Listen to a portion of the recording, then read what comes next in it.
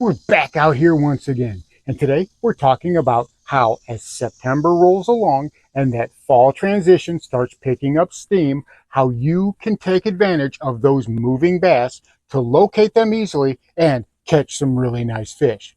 Stick around, you don't want to miss this one. There we go, I got him. Ooh, that's good. That's a big fish. That's a big fish. Stay down. Told you. The old Smithwick Rattling Rogue. Ooh, come on. He went after it too.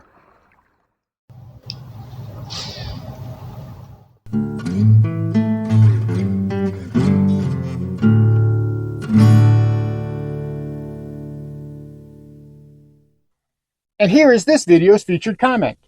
Congratulations! If you would like to have a chance to have your comment featured in an upcoming video, all you've got to do is leave a comment. And now, on with the video.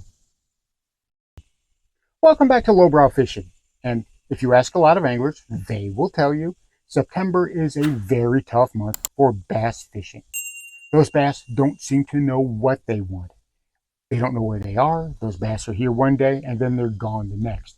And if you do manage to locate a few bass, who knows what they're going to bite. One day they might be biting a spook, the next day they might be biting a swim bait. It's a crapshoot. It's a random guess every day, right? But I'm here to tell you I love fishing in the month of September. I know I say that about every month, but I really do. Because as we move along into September, that fall transition begins to pick up steam and really gain momentum. Those cooler nights are lowering the water temperature more and more, which is causing those bass to migrate. And they migrate predictably. That's the best part. That's the key to the whole thing. In the springtime when they migrate out, and in the fall time when they migrate back, they're using the same migration routes they have for generations. Now, there's a few tweaks here and there as conditions change, as lake pressure changes, but consistently they're going to be hitting those same landmarks, those same waypoints over and over and over again. And if you're on a lake that you've been fishing for a while and you've got it broken down where you know where those landmarks are, then September can be a really great month for you because you've got the hardest part figured out. Where are those bass? And if you know where to locate bass, well then eventually you're going to locate some active bass that are feeding. And then from there, it's just a matter of dialing down your presentation until you find a pattern. So how do you do that? How do you find those bass? How do you know what those migration routes are? Especially if you're on a body of water you never fished before. Well, we're going to talk about that. But first, the fine folks here at KalKal, they have offered you guys a 40% discount on the shirts like this one that I'm wearing. I love this shirt. It's the only shirt that really fits me very well and it's very comfortable. It's a 40% discount on this shirt. It's for a limited time, only until September 26, 2024. Link's going to be down in the description until that time. Now, I'm not getting money off of this. I get zero money. I'm not getting a commission or anything. I'm offering this to you guys because, well, they offered to talk about that sale to get me to give you guys that discount code. I jumped all over it. So if you want a shirt like this and you want to save a few bucks doing it, hit that discount code, 40% off from now until September 26th. Now, whenever we're talking about how to find those migration routes, you can fish a lake for years and years and years and just stumble upon it because you fished the lake so long. But what about a new lake? What about a newer body of water? Or what if it's something you've never tried before and you want to establish where those migration routes are? Well, first and foremost, the very first thing that you want to look for, current, and I'm looking for submerged creek channels. I'm looking for natural highways for those bass to flow along. So if I've got a lake that's got some wind-driven current, then those bass are going to use those current seams like we've talked about before, time and time again. They're going to be following those current seams all the way up until they hit those first landmarks. And then they're going to, well, a lot of times they'll hug that bank, believe it or not. They'll stay in that zone 2 area. Remember how we talked about the 3 zones? Zone 1 out deep, zone 2 is that medium depth range, and zone 3 is right up near the bank. Now the depths on them are relative to your fishery, but you know on your fishery what's considered deep and what's considered shallow. And those bass do too. So that's where they're going to be migrating from. They're going to be coming out along those current seams. If you've got submerged creek channels, trust me, those make perfect roads for where those bass are going. And again, it comes down to being able to do your homework. Check out Active Captain from Garmin. They've got a free service, and also Google Earth. I cannot stress this enough.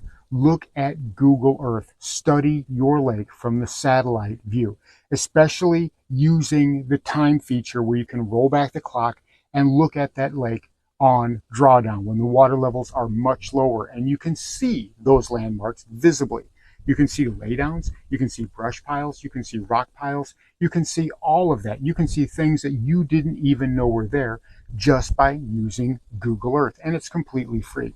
And a thing like Navionics, well, on Active Captain, you've got users who upload their maps. They share their depth maps, and they share a lot of other things, waypoints and whatnot. So you can scroll through that.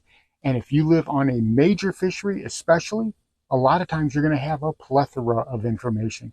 And if you live on a smaller fishery, one that's kind of out of the way, kind of like what I fish with the big lake, you'll be amazed just how much information you can still find out about your lake.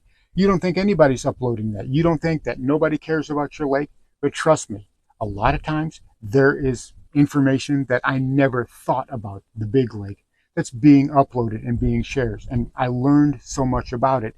And in the September time, in this month of September, it helps so much with figuring out where those bass are going, where are they migrating to, and how they're getting to.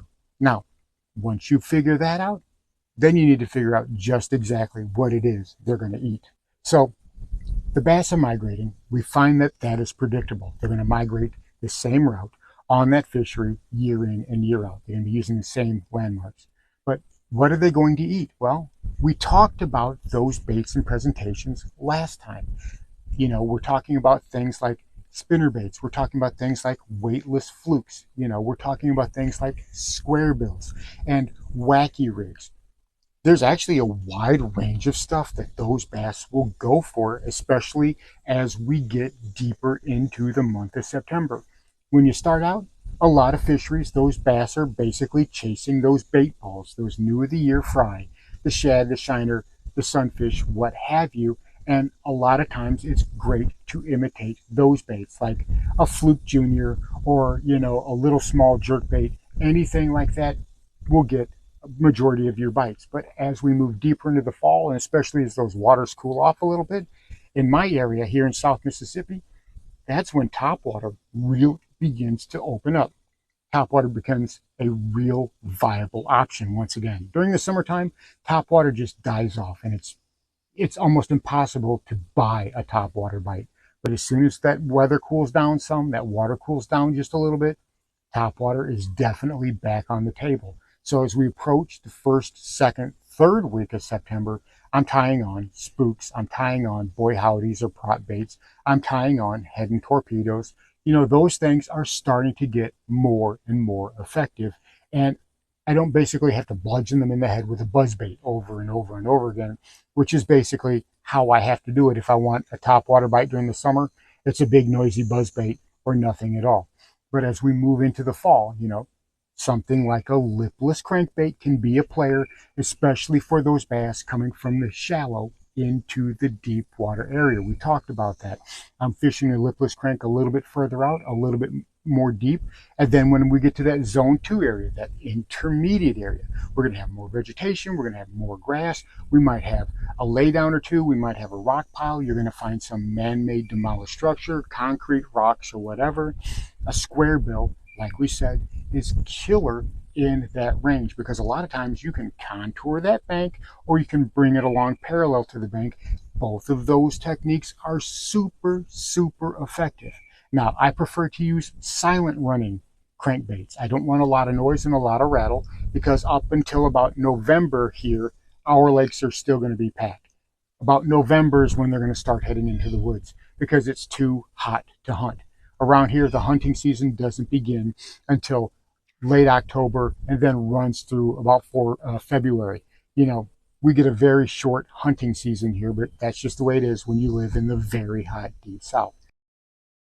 So consider those things. Consider where those bass are, consider how they move, and think about that. Go out, look at Active Captain, look at Google Earth, and study your lake. And just doing that for a couple of hours before you head out to the lake, even if it's a lake you're very familiar with, I'm telling you, it might give you some answers, especially if you're going out there and you're having a hard time putting anything together. Because those bass, they're right there. You know, they didn't just disappear, they are in the water. And a lot of times, they might not be super active, but you can get them to bite more things than you think you can. So don't leave that on the table. Don't leave any fish on the table. Don't leave any fish uncaught if you can help it, right? You know, catch as many as you can. Obviously, we want to put them back. We want to take care of them and have them out there for the next generation to catch, but they're not going anywhere. You know, those bass are still in the same places. They're migrating the same places. So you can head out there and find those fish year in and year out in those consistent places. And I'm telling you what, especially as we move further into September, they will be biting more and more things, which will open up even more opportunities for you to catch some really nice fish.